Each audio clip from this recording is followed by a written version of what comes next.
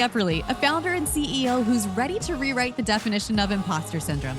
I created Who Made You the Boss to let you know that you're not alone. If you've been wondering whether your burnout is actually a sign toward evolution, or if perhaps there's something more to these challenges we face as leaders, creatives, and entrepreneurs, you're in the right place if you're looking to embrace the challenges you once perceived as negative, if you're ready to own your entire story, and if you're working to level up your business in ways you never thought possible. You'll learn all of this and more by listening in and doing the hard work you know you were meant to do. So let's get started together today on Who Made You the Boss.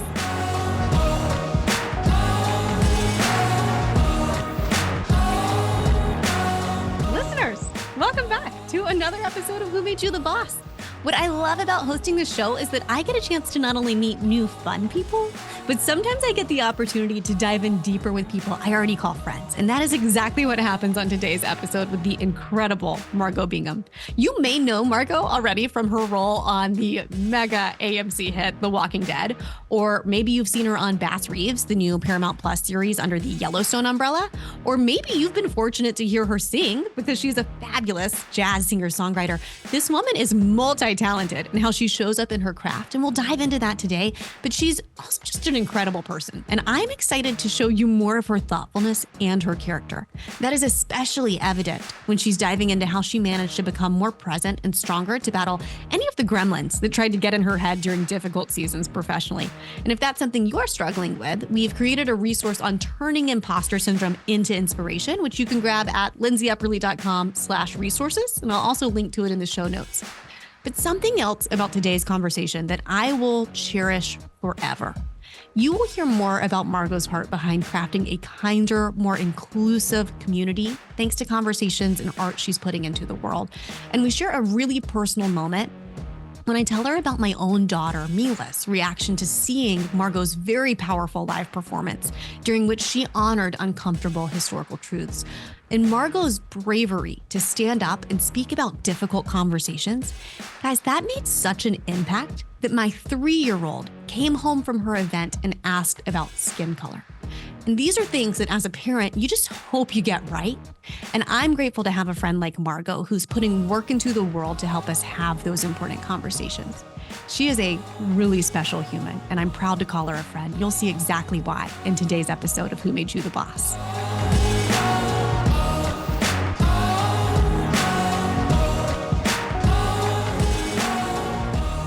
Yay! Welcome, the beautiful Margot Bingham, my friend. I am so excited to have this interview because when you and I connected recently, the conversation that we had was just on fire. And that's when I was like, more people need to hear your philosophy on life and taking control of your life and what to do when life takes control of you, right? So we'll cover all that. Small conversations. Just the simple things, the things that we, light homework. So we talk about on this podcast, Who Made You the Boss? And I always love talking to entertainment industry friends because you have such a natural gift. And I have heard you sing live, so I know you have a natural gift there, and a natural gift with acting that oftentimes means you take control of your own life and destiny at an earlier age because you recognize this gift and you pursue it. So I am curious to hear what your story is, how you came into this industry when you recognized I've got this gift and this talent and I want to pursue it and I'm going to take the reins in that way. Well, I think my parents tried to put me into sports. And when I started skipping down basketball courts, they were like, she's different.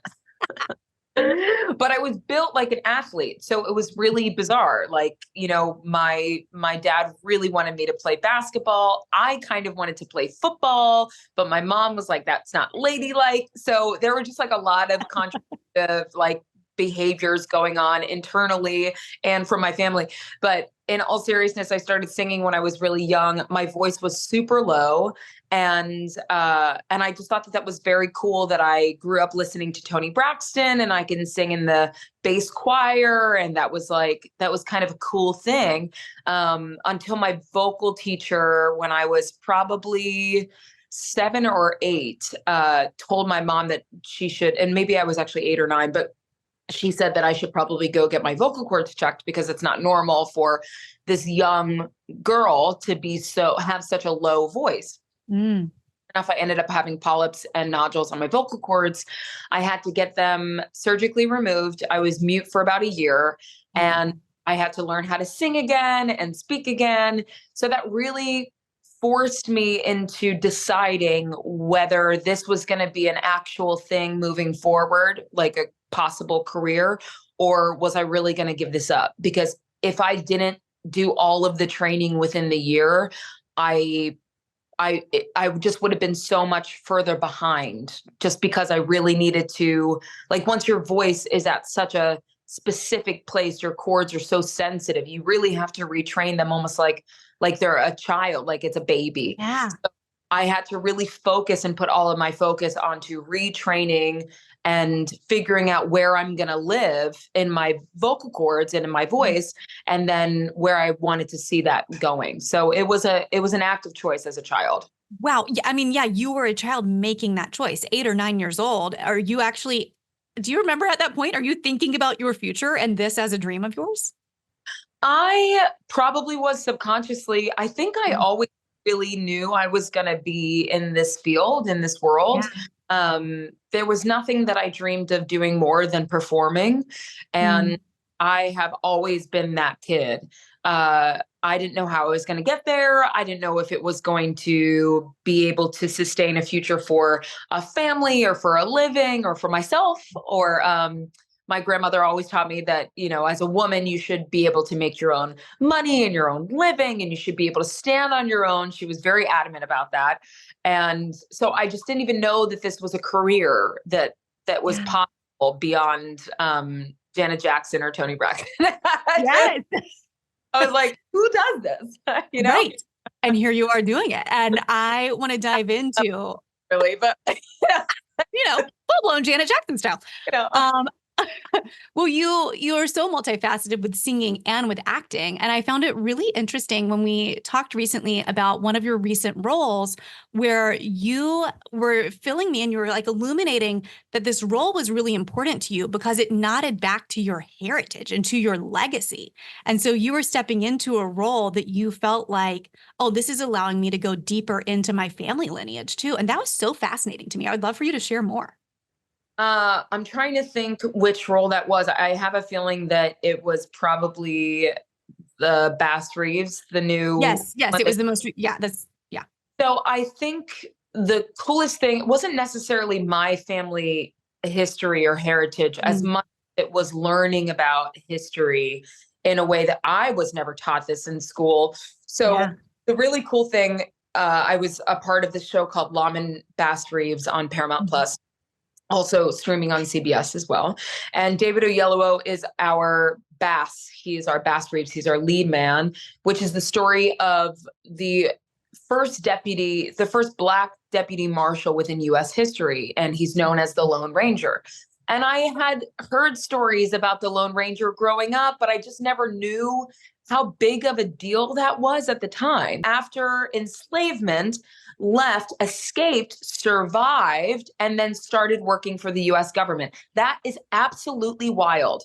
And Yeah. the transition of his life, fighting and trying to survive this world, he Right. then lives within a Seminole reservation, and he gets to know Creek and gets to know the language and the heritage, and works so much within the Native American world and indigenous world that he is the biggest bridge to the division between the Native Americans and the Confederates and the government. So it is just like this unknown story that I had no idea about. And then I get the amazing role of playing a Black Seminole, which I did not know that a lot of enslaved people at the time, when they escaped enslavement, they were also, luckily, they were brought on, sometimes if they were lucky, into reservations to help build and secure and do trade and do anything that they can to help the Native American world.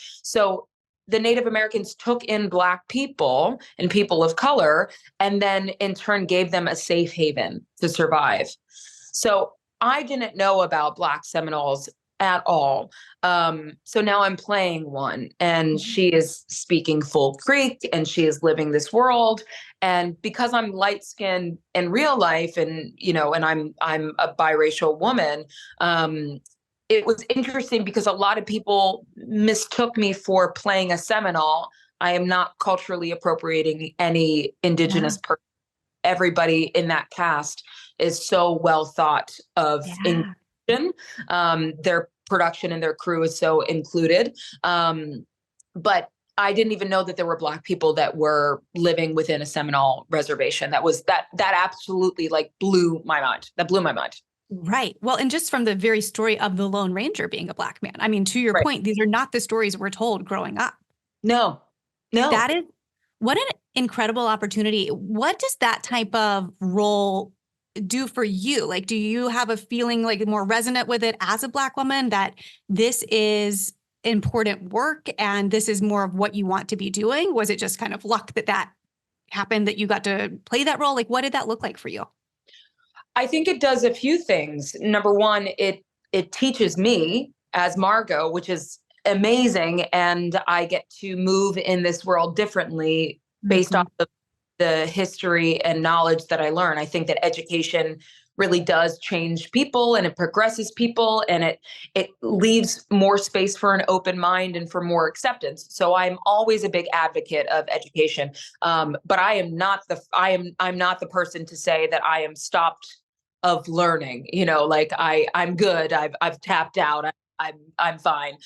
There's so much that I don't know, and so much about our country that I just don't know. So that's one piece of it. The second piece is I feel so honored to get to speak on stories that are so untold and so unknown, because there are people that survive this, even if it's lineage, even if it goes back a certain amount of lineage, or if it's somebody's great great grandmother. There is somebody that was a descendant of a Black Seminole enslaved person, and Yeah.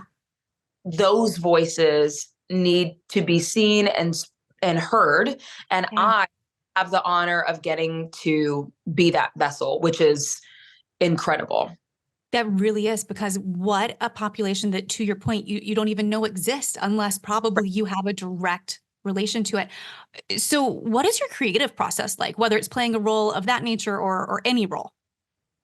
I go for music first because I'm partially, half of me is a musician. I'm very split. Like I'm I'm a perfect example of of like mix.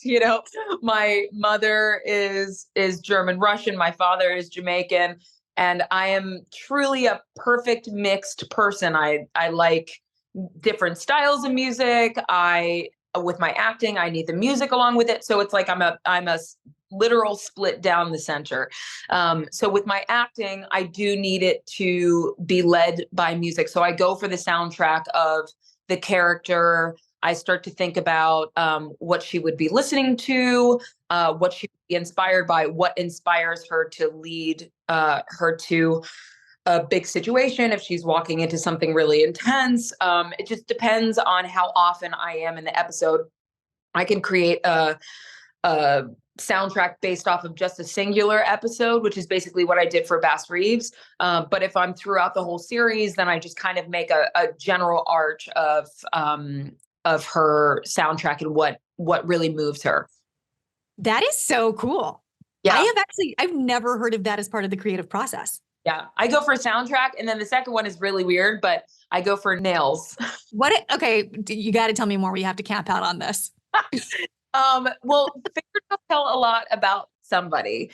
It tells a lot about their class. It tells a lot about how they see themselves. It tells a lot about how other people see them. It tells a lot about what their daily life is. If somebody has like rougher nails, you might be more into yard work, which tells me that, maybe you grew up in a blue collar town, or you're not afraid to get your hands dirty, which maybe you learned that from your family, your parents, your grandparents. Maybe you were raised that way.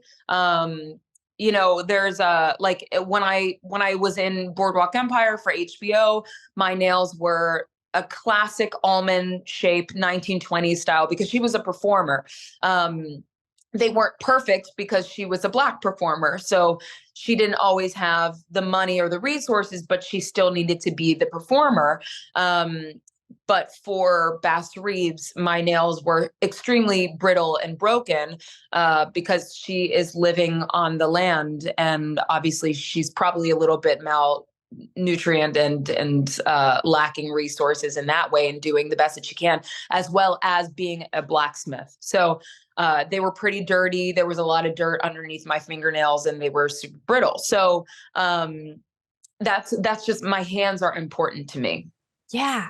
Well, what a grounding operation too, to like get you into your body as you're embodying this character. Yeah, I do that actually even for my self tapes, for my auditions that I do from home. Even if I just got a manicure because I was going out with girlfriends the night before, and I have an audition the following day and it's for a detective role or a police officer, I unfortunately take it off because it just doesn't serve my character well. Wow. Okay. I have a whole new appreciation for your craft. So taking it back a little bit, larger picture perspective of your industry, the life you've led these past few years, especially when you and I first connected, we were able to go very deep very quickly because you were so wonderfully open and vulnerable about the fact that your industry has had two massive back-to-back hits, right? Between the pandemic and then the strike. And you and I had connected over the conversation about the monsters that save us, right? The idea that there are these big, scary things that oftentimes while you're in the midst of it, feel like they are just leveling you. And then you get to come out on the other side and kind of start seeing that redemption story play out. If I would never have gotten here without that terrible circumstance. And of course, there is trauma in its own right. And there are all these things that we have to go through and process as humans. And you just recently are emerging on the other side of this strike. And I remember texting you when it was over of like, is this it? Is this what you've been waiting for? Because I think you and I walked like 24 hours before and you were like, I don't see an end in sight. Yeah, you were one of the first people that texted me, actually. I mean, like, it was so serendipitous that honestly, Lindsay, we were just talking about it and just lifted. It was an unreal feeling. Yes. Tell me more about what it has been like to be in the entertainment industry these past 3 years. Well, I feel like I'm just emerging out of the last 4 years, period. Yeah. It has been, and I have gotten, I've been on the grateful, humbled side of things, where I've been on the lucky side. I've had friends who have lost family members.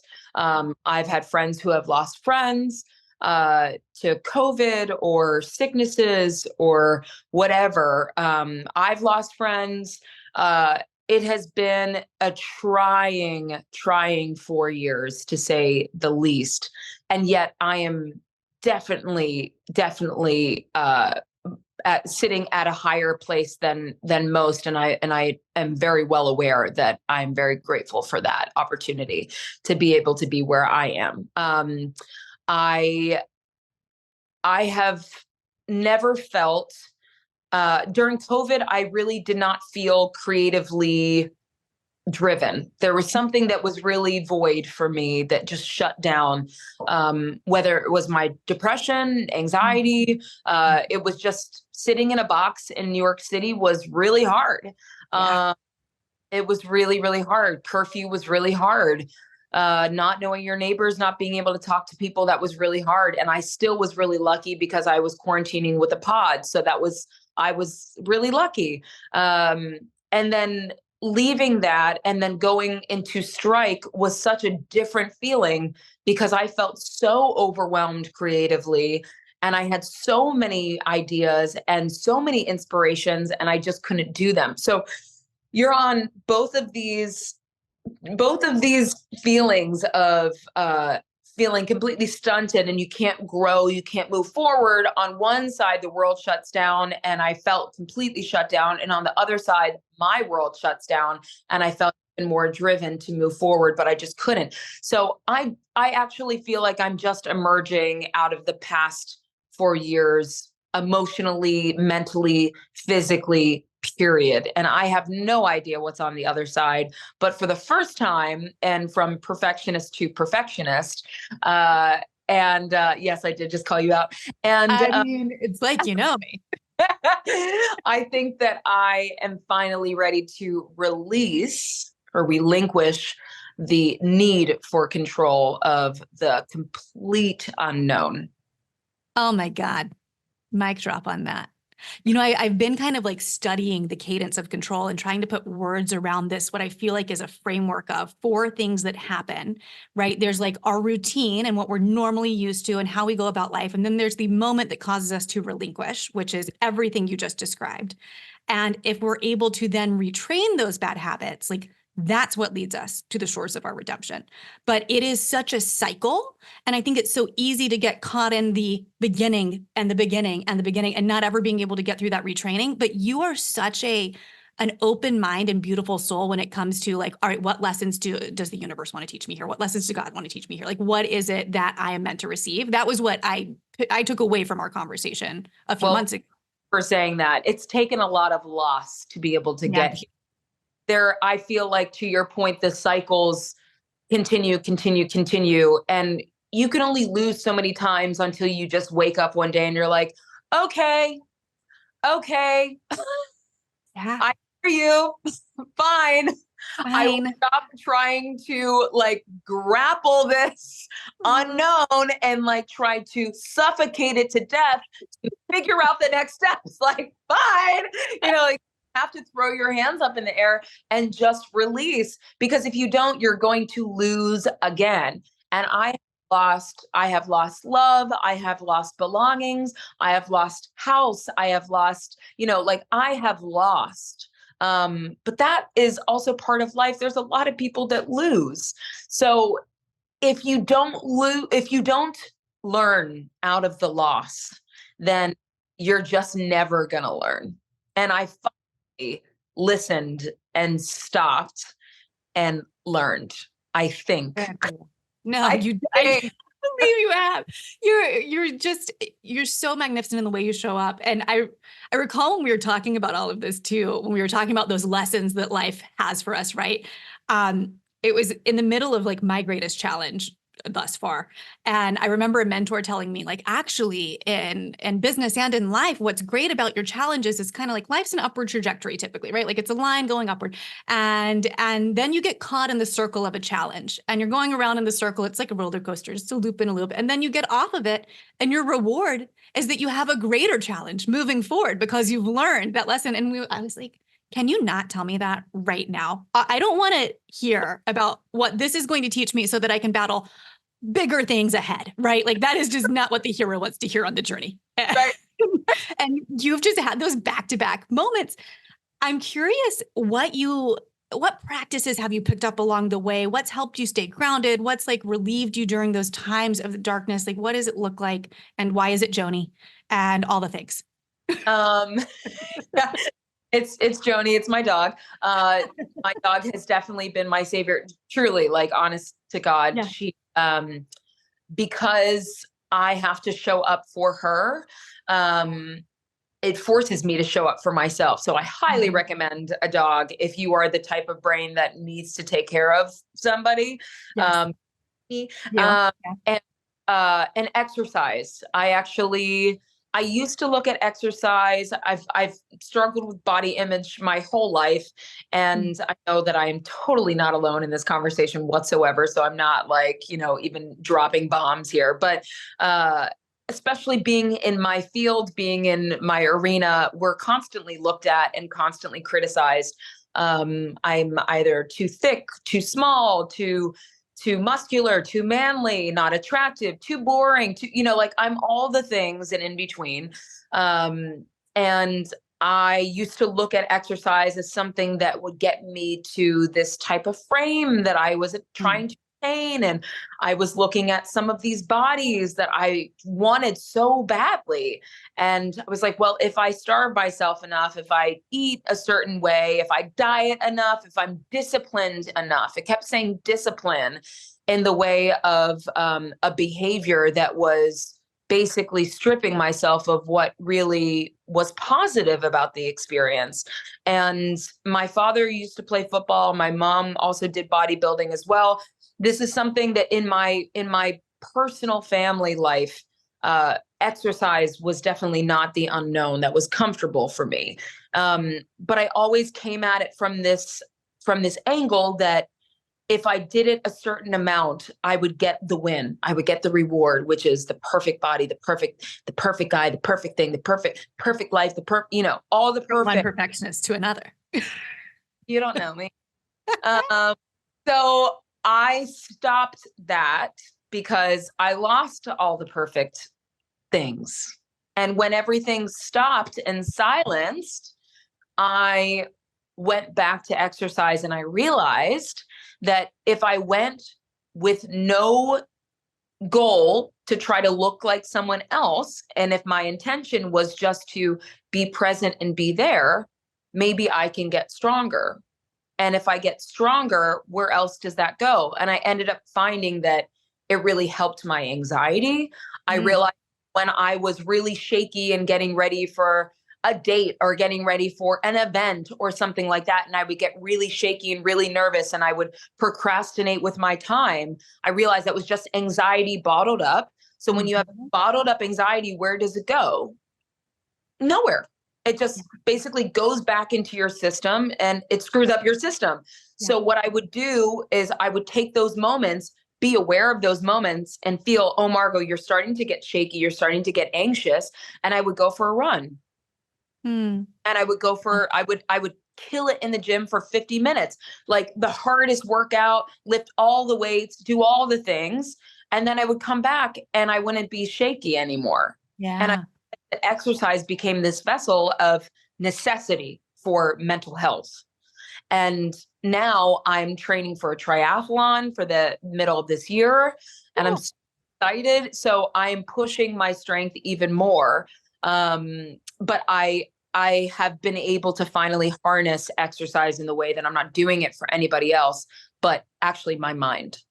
That's incredible. And I mean, I haven't even thought about that in terms of the feedback that you probably have to endure that you didn't ask for in the role that you're pursuing, and what that can do to a mind and a body that already, as women, we just naturally have to work on our confidence anyway. Like no one just comes out like, I am the woman, but we have to constantly reinforce positivity. And then you're in a world where you're probably not getting a lot of that.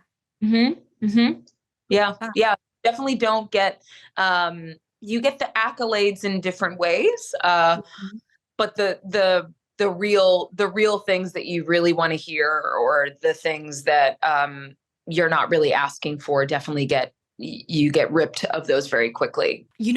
I wonder too, because a lot of what I have experienced when it comes to the way that I have tied my self-worth to my success is the question of, does that just mean I need to redefine what success is? Yes. Do you feel like that's maybe been part of this journey for you, especially recently? Absolutely. During the pandemic, I felt like I was completely useless. When I couldn't go to work, who was I? I was nobody. I was absolutely nobody. I was barely a good daughter because I couldn't see my parents. I was maybe a good pet parent, maybe, probably not. I don't think I was an amazing partner, though I tried to be. And I definitely wasn't kind to myself. So if I was failing at all of these other things, and then I also couldn't do the thing that led me for my everyday, what am I doing on this earth? How am I giving back? And I know that I am a person of purpose, and I need to do things with good intentions, and they need to be purposeful for me to be able to get on board. But sometimes you just don't have the opportunity. So what happens then? You have to get in peace with yourself. You have to be at peace with yourself. And I definitely probably was not at peace with myself for the last full 4 years, and I'm still a work in progress. As we will always be. I'm curious, when I was starting this podcast, I had recorded one episode and then I listened to it back and I'm like, well, that's never going to fly. I can't stand the sound of my own voice. So I'm like, guess I'm going to have to can it. And I did a lot of, you are your own worst critic. And I did a lot of research then of why is that? We all hate the sounds of our own voice, right? And so I actually, I learned that it's a whole thing. Like you hear your voice differently in your head because it's like reverberating in your skull. Please, science, don't call me out on whether this is accurate. This has just made sense to me. And I am just so curious. Like you talk about like the struggles and sometimes the imposter syndrome and all the things, but you still have the confidence to get up on that stage. And when I saw you perform, you were singing a song that nodded to the slave era. You're actually like passing on a legacy. It gives me chills just to think about it. Like you're passing on a legacy through your voice. What gives you that confidence? I know I have to do it. Hmm. I just know I have to do it. I know that I'm good at it. Yeah, And you are. I know that I have to do it. I know that God has given me an opportunity and a talent, and I'm very grateful that I have all the things that I have, Mm. uh, and the resources that I have. And I've definitely worked hard for it. I have not skimmed any room for no work, as far as that's concerned. But I will continue to work hard for it and try to be the best that I can. But I definitely feel like there are roles that get delivered to me in a way that I was the only one supposed to play them. Uh, Mm. so I just have to show up fully for the character, try my best to be there and represent her as best as possible. And honestly, the character gives me the confidence to be there. As long as I do the work, I have the confidence to be there because it's not me anymore, if that makes sense. This brings tears to my eyes because I have not shared this with you yet because it would be weird to share it with you. So I'm going to share it with you now on a recorded platform. It would not be weird to share it with you. I actually think it's a testimonial to everything you just said and to you getting up that night. So I brought my daughter, Mila, who is 3.5, with me to your performance. You had invited me, and Mila loves anything involving a stage. Her first thing is like, can I get up there? You know, and she sees you perform. And she's just, I mean, she's like not playing. She's just watching and awestruck. And then that night, we're doing bedtime. And your name is Margot.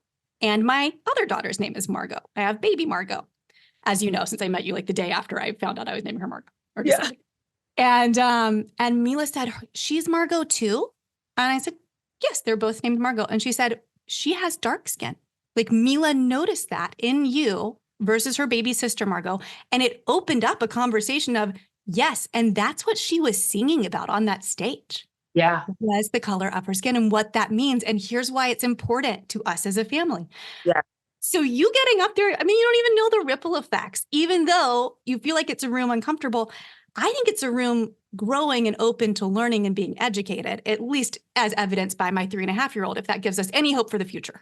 That gives me so much hope for the future, but it will make me cry because that's beautiful what you did. That's beautiful what you did. Margot Bingham,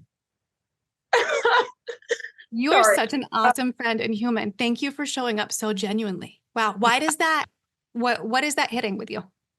That you didn't say that. A lot of people sometimes, talking to a child is so hard. You have to be so specific with your words. And I've had a lot of friends say, you know, yes, she, you know, if someone notices skin color, it's like, oh, but we're all the same. Mm. You didn't make that comment. Mm-mm. You continued the conversation because being colorblind is part of the problem. Yeah. Allowing the acknowledgement that we are all different and all still beautiful is the real change. So absolutely. I'm just proud to know two Margos who are so vastly different and so vastly beautiful in their own right. And I thought that was just the most amazing connection that Mila even made that at this age, right? Like you're right. Kids do notice. yeah, they do. The responses we give them are what framed their entire worldview around how we treat one another. Absolutely. Absolutely. And she's amazing to have a mom like you. Margot. You're such a dear friend. I am so grateful for you and for this conversation. And we are just so lucky to have it recorded for other people to listen from. Thank you for being so open. All recording, but like having a full emotional breakdown, which I was not expecting, Lindsay. Barbie. Oh God. Oh my God. Okay, so on to happier subjects. We'll wrap up soon, but Margot Bingham did come over and prune my plants. Margot, I regret to inform you, my mint plant, who I affectionately dubbed Mint Eastwood, has passed. He passed away. It's probably my fault. Wait. Now, since you're already crying, I just thought I would add one more something. Okay, just for reference, you do know mint is a weed. It is real hard to kill a weed. Well, I did it. Well done. I accept the challenge. Yes, I definitely showed up at your house, and while we were talking, I was pruning your plants. It was I just inserted myself, and I didn't even ask. Like, so rude. It was the first time I showed up at your house. I was like, "What a beautiful home! Oh my god! Like these friends need some water, and what is happening? Like growing out? Like we need to cut this away." Crazy. Great. Thank you for not being like, "Hey, can you leave?" No, it was such a, honestly, since we've talked so much about self-confidence, it was such a great move of like, not only do I belong here, I'm going to prune your plants. It was phenomenal. It was when I was like, me and this girl, we're going to be friends. That's awful and awesome. So great. No, it's confident. Awesome. Have accepted me. That's awful for me. Just haven't inserted myself. But yeah, I definitely, I have not always had a green thumb. Sometimes I still think that I fail. Maybe I failed your Mint Eastwood and didn't set success. But my grandfather, and he is still with us, which is amazing. My grandparents on my father's side, he is the best gardener and person. And he really helped me through. That was something that we really connected with on through the pandemic. And he taught me about soil and different plants that will grow together and that they like each other's company and that they'll, like he brought me back to like a plant 101.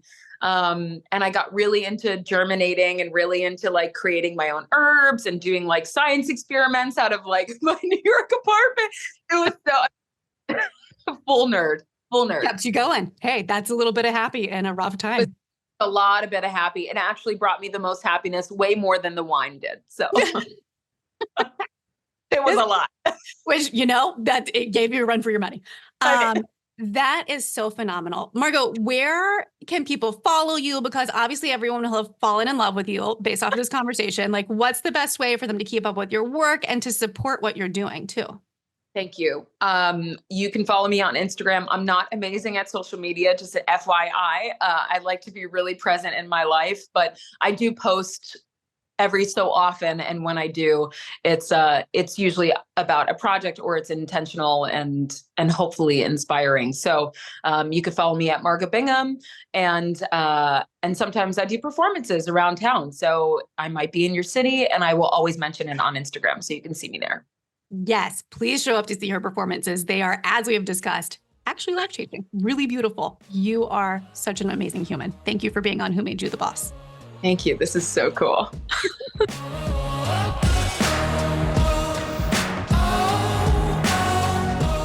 If you've gained some valuable insights from listening to Who Made You the Boss, there are 2 ways we ask our listeners to show us some love. First, share this episode with a friend who you know would benefit. The more we impact others, the more we can grow our resources to impact you. It's a win-win, and it helps us a ton. Second, if you'll take a moment to leave Who Made You the Boss a 5-star rating and review on your favorite podcast platform, that helps us continue to create meaningful work, and it just makes our day. Thank you, listeners, for being part of this journey. Until next time, keep leading, keep learning, and keep being the boss of your own incredible story.